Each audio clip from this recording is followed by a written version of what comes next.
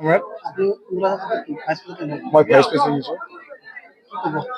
মোৰ ক'বলগীয়া এইটোৱে যে মোৰ কথা ভাল লাগিছে, যিহেতু হয়তো ৰাইজে মোক মানে ভোট দি মানে পাৰ কৰাই দিয়াৰ পিছত ইয়াত আহি আকৌ মানে আমাৰ মেম্বাৰসকলৰ পৰা মোক মানে ভাইচৰ দায়িত্ব দি মানে এটা গধুৰ দায়িত্ব দিছে, তাৰ কাৰণে মানে সকলো মেম্বাৰলৈ মোৰ মানে ধন্যবাদ।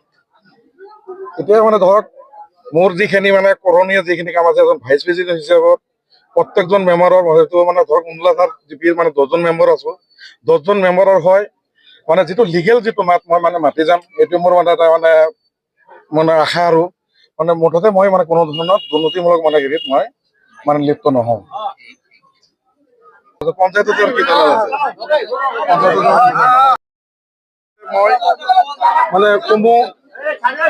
উমলাধাৰ গাঁও পঞ্চায়তৰ মানে ৰাইজক মানে অনুৰোধ জনাম, যাতে তেওঁলোকে আমাৰ যিটো এটা নতুন মানে নৱ নিৰ্বাচিত মানে যিটো এটা আমাৰ মানে বডি মানে গঠন হ'ল, যিটো আমি এটা কমিটি গঠন কৰিলো, এইটো কমিটিৰ লগত মানে জড়িত থাকি আৰু ৰাইজে মানে সহযোগ কৰি যাতে আমাৰ যিখিনি উন্নয়নমূলক মানে গভৰ্ণমেণ্টে মানে যিখিনি আমাক উন্নয়ন দিব, এই উন্নয়নৰ লগত জড়িত থাকি যাতে মানে উপভোগ কৰে, এইটো ৰাইজলৈ মোৰ এটা বৃহৎ মানে অনুৰোধ। সিনাৰা বেগম 6 নম্বৰ ওয়ার্ড উন্দুলাধার গাঁও পঞ্চায়েত। কি কব আপোনালোক বাকী সদস্যসকলক? থেংক ইউ জনাম, মোক ভোটটি জয়যুক্ত কৰিছে। আৰু অনাগত সেৱা কৰিম ৰাইজক, যিখিনি পাৰো মই।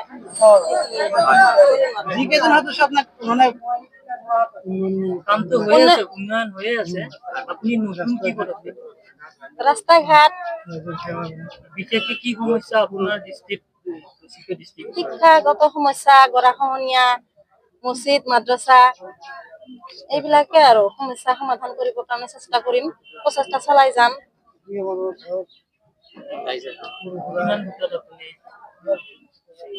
ইয়াতেতো মেম্বাৰৰ ভোট 7টা আৰু ৱাৰ্ড মেম্বাৰৰ ভোট মই 514টা পাইছিলো।